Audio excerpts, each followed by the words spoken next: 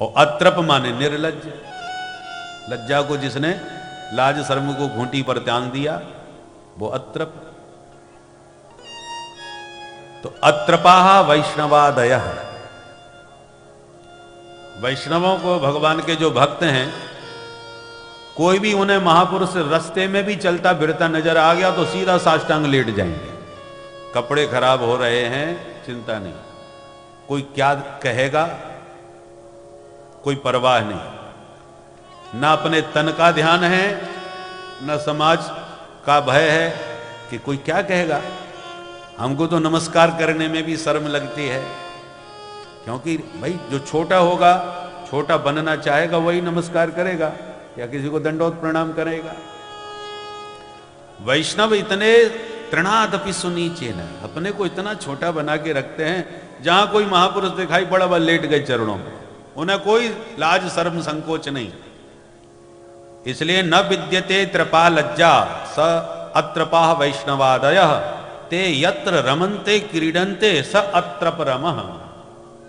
ऐसे वैष्णव जन जिस ग्रंथ में अक्षर अक्षर में स्वाद लेते हुए रमण करते हैं, यद वैष्णवानाम धनम, ऐसे वैष्णवों का दिव्य धन श्रीमद् भागवत महापुराण है। वैष्णव जिसमें रमण करते हैं। अथवा न विद्यते त्रपा लज्जा स अत्रपाह सुखदेवादय, सुखदेव जी महाराज जिनको लंगोटी की भी जरूरत नहीं, अवधूत, छोटे छोटे बच्चे पागल बाबा कह करके शोर मचा के ताली बजाते उनके पीछे पड़े हो गए हैं, उन्हें होश ही नहीं। कई सुंदरियां इनके दिव्य सौंदर्य रूप और माधुरी पर मुग्ध होकर इनके पीछे पड़ रही हैं, उन्हें होश ही नहीं। अच्छे बुरे संसार के द्वंद्वों का भान ही नहीं। ऐसे सुखदेव जैसे परमहंस संत जिस ग्रंथ में निरंतर रमण करते हैं, उन परमहंसों की संहिता का नाम श्रीमद् भागवत महापुराण है।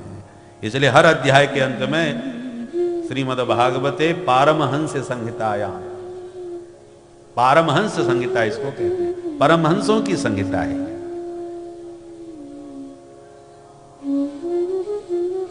इसलिए न विद्यते त्रपाह लज्जाः स अत्रपाः सुखदेवादयः ते यत्र रमन्ते क्रीडन्ते स अत्रप रमः। इस भागवत को सुनने का पात्र अधिकारी कौन है? बोले निर्मत्सराणां सता, जो निर्मत्सर है वह इसका उत्तम पात्र है, अधिकारी श्रोता है। निर्मत्सर माने मत्तः अग्रे सरतीति मत्सरा, ये व्यक्ति मुझसे इतना आगे क्यों निकल गया, अब मेरा रुपया कितना भी खर्च हो जाए पर इसको टपका के छोड़ूंगा। बहुत अकड़ के चल रहा है आजकल। तो जहां दूसरे की बढ़ोतरी देख करके आपको जलन होने लगे, समझ लो आपके भीतर मच्छर घुसा है। ये बाहर के मच्छरों से बचने के लिए तो मच्छरदानी है, पर ये बड़े लोगों में ये मच्छर बहुत मिलता है जो सबके भीतर रहता है, दिखाई नहीं पड़ता। पहचान एक ही है, जब दूसरे की प्रतिष्ठा और उत्कर्ष से आपको कष्ट होने लगे, आपका मन दुखी होने लगे, जान लो आपके भीतर मच्छर है, इसको मारिए तब भागवत सुनने पधारिए। क्योंकि अपात्र वस्तु को प्रदूषित कर देता है। एक बार गांव वाले एक पंडित जी के पास जाके बोले, महाराज बड़ा गड़बड़ हो गया। क्या हुआ? बोले इकलौती, माने पूरे गांव में एक ही कुआं था, पूरा गांव उसी से पानी भरता था, उसमें 4 सूगर गिर गए महाराज, लड़ते भिड़ते आपस में आए, धमाधम हो गए। अब आप बताओ क्या करें, कुआं अशुद्ध हो गया। पंडित जी बोले हम प्रयागराज से अभी माघ स्नान करके आए हैं, जल भी लाए हैं, एक कलश, जाओ मैंने मंत्र पढ़ दिया, ये साक्ष पवित्र संगम का जल है, कुएं में डाल दो, शुद्ध हो जाएगा। बहुत बड़ी कृपा। कलश ले करके कुएं में पूरा पधरा दिया गंगा जल का। 1 हफ्ता के बाद फिर आए, बोले महाराज कुछ नहीं हुआ। क्यों?